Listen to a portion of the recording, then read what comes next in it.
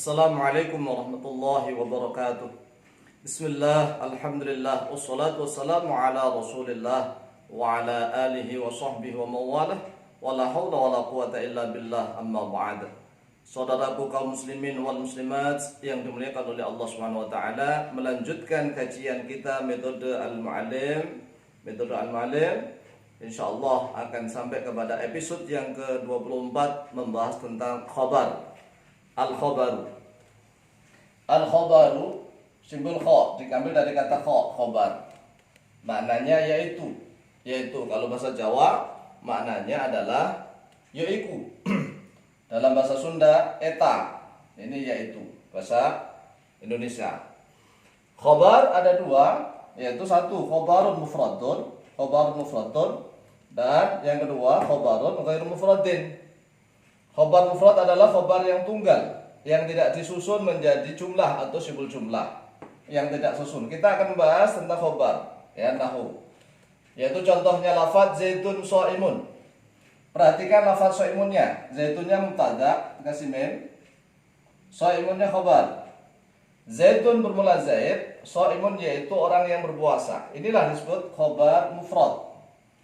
Kemudian contoh yang kedua, al-mu'minuna shaimuna. Al-mu'minuna bermula orang-orang mukmin. Shaimuna yaitu berpuasa. Yaitu puasa. Ini walaupun lafadznya adalah jamak, tetapi tidak dijumlah, ya, tidak disusun. Ingat sekali lagi, al-mu'minuna bermula orang-orang mukmin. Shaimuna yaitu orang-orang yang berpuasa. Contoh yang ketiga, al-ulama bermula para ulama.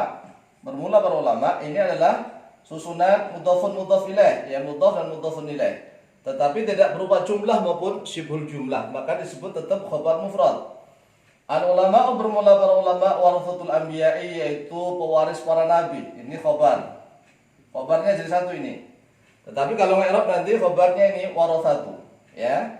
Al-ulama'u mubtada'un marfu'un bil ibtida', dia setiap mubtada itu dirofakkan karena amil ibtida, karena dia menjadi awalan, ya, sudah kita bahas amil kemarin, amil maknawi. Wa alamatu rafi'i dhammatun dhahiratun fi akhirih li'annahu jam'u taksir, ini jamak taksir. Warathatu, lah ini warathatu menjadi khabar dan dia menjadi mudhaf, al-anbiya'i mudhafun ilaih harus majrur. Kemudian contoh berikutnya tentang khabar yang ghairu mufrad. Khabar yang tidak mufrad ada dua, yaitu jumlatun dan syibhul jumlah. Ada istilah jumlatun dan ada istilah syibhul jumlah. Nah, syibhul jumlah itu nanti kayak apa? Ya, kita nanti akan bahas. Sekarang kita akan bahas jumlah dulu. Jumlah ada dua, jumlatun ada dua, yaitu jumlatun fi'liyatun dan jumlatun ismiyatun. Sekali lagi, jumlah ada dua, jumlatun fi'liyatun dan jumlatun ismiyatun. Kita akan bahas tentang khobar yang berupa jumlah fi'liyah.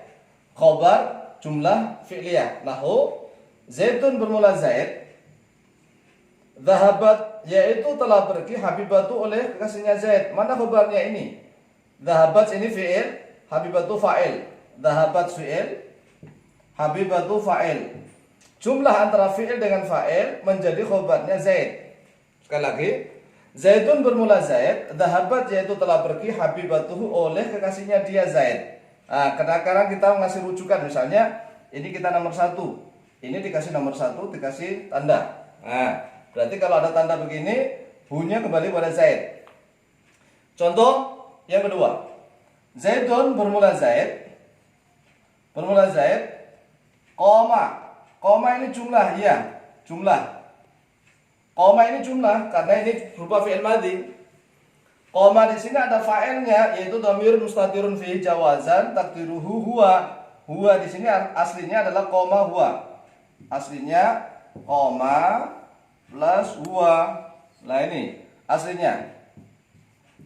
Jadi zaitun bermula zaid, koma yaitu telah berdiri oleh dia Zaid. Kha. Beda dengan kalau kita balik, misalnya koma zaitun. Koma zaitun berarti dia jumlah fi'liyah murni, ya. Tapi kalau ini jumlah ismiyah, kenapa? Karena diawali oleh lafaz zaid yang berupa isim, jumlah ismiyah. Kalau kita ngartikan, zaitun bermula zaid, koma yaitu telah berdiri oleh dia Zaid. Panjang. Zaidun bermula Zaid, koma yaitu telah berdiri oleh dia Zaid. Kemudian jumlah khobar ghair mufrad yang berupa jumlah ismiyah sekarang. Jadi khobarnya berupa jumlah ismiyah. Nahu Zaidun bermula Zaid, habibatuhu yaitu bermula. Ini ada mem, ada kho.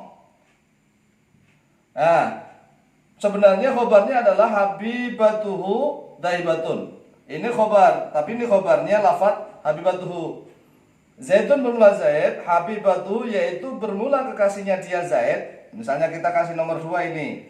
Ini kasih nomor 2. Ini rujukan. Zaidun bermula Zaid, habibatuhu yaitu bermula kekasihnya dia Zaid, dahibatun yaitu orang yang pergi. Saya ulang lagi. Zaidun bermula Zaid, habibatuhu yaitu bermula kekasihnya dia Zaid, dahibatun yaitu orang yang pergi. Kemudian sekarang khobar ghair mufrad yang berupa syibhul jumlah. Syibhul jumlah artinya menyerupai jumlah. Mengapa disebut menyerupai jumlah? Jumlah itu syaratnya kalau enggak fi'il plus fa'il atau isim plus isim atau isim plus fi'il ya. Jadi jumlah itu syaratnya kalau enggak fi'il plus isim atau isim plus isim atau isim plus fi'il gitu ya. Tidak boleh adanya jar. Lah ini syibhul jumlah ini adalah berupa jar. Contoh ini nanti fil baiti. Jadi dia menyerupai jumlah, tidak memenuhi syarat jumlah. Ada 2. Syibhul jumlah ada 2, yaitu jarun wa majrurun dan dzarfun wa madrufun. Saya ulang lagi. Syibhul jumlah ada 2, yaitu yang pertama jarun wa majrurun, yang kedua adalah dzarfun wa madrufun. Kita akan membahas tentang khobar berupa syibhul jumlah yang jarun wa majrurun. Apa sih artinya jarun? Yaitu yang mengejarkan. Ini isim fa'il, sigat isim fa'il. Yang mengejarkan dan yang dijarkan. Nahu, yaitu contohnya lafaz Zaidun bermula Zaid, mubtada, fil baiti. Lah ini ada 2 kalimat, fi dan al baiti. Fi-nya kalimat harfin, al baiti kalimat ismin. Tetapi ini bukan jumlah, menyerupai jumlah. Karena apa? Ada 2 kalimat tetapi tidak memenuhi syarat sebagai jumlah.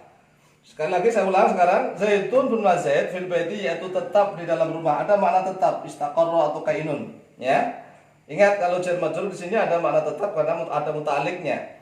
Saya ulang, Zaidun bermula Zaid fil baiti yaitu tetap di dalam rumah. Contoh ketiga. Alhamdulillah. Lah ini sering kita kalau baca Fatihah, ini adalah jumlahnya jumlah ismiyah. Ini mubtada, alhamdu bermula segala puji, mim. Lillahi ini lillahi, ingat kalau sudah ada lamnya alifnya dibuang. Ya, lillahi alifnya dibuang. Awalnya kan Allah di sini. Kemasukan lam malah justru enggak ada alifnya. Ini jar majrur ini, jarun wa majrurun. Yang mengejarkan huruf lam, lafzul jalalainnya dimajrurkan. Alhamdu bermula segala puji, lillahi atau tetap milik Allah. Saya ulang cara maknanya. Alhamdu bermula segala puji, lillahi atau tetap milik Allah.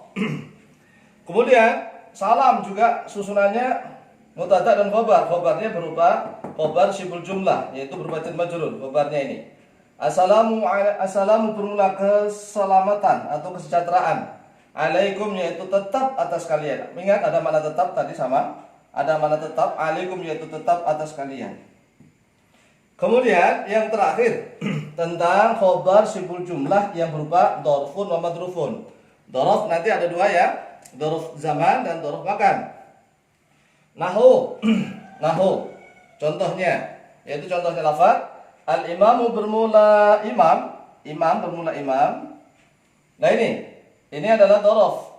Dzarf pasti butuh mahdhuf. Madruf pasti dibaca jar, ya dibaca jar madrufnya. Amamal baiti dzarfnya dibaca nasab. Mansubun ala dzarfiyati ini, amama. Al-imamu bermula imam, amamal baiti, amamal ma'mumi yaitu di depan makmum. Inilah dzarf. Ya, ini kita kasihkan kha. Al-imamu bermula imam, amamal ma'mumi yaitu tetap di depannya makmum. Atau misalnya kita bikin contoh lagi, as-sholatu ba'dal adani misalnya. As-sholatu ba'dal adani dan seterusnya. Dzarf, madruf. Saya sekali lagi secara singkat, khobar ada 2, khobar mufrad dan khobar ghair mufrad. Khobar mufrad tidak dibagi, khobar ghair mufrad dibagi 2, jumlah dan syibhul jumlah. Jumlah dibagi 2, jumlah fi'liyah dan jumlah ismiyah. Syibhul jumlah dibagi dua, jarun wa majrurun dan dzarfun wa madrufun.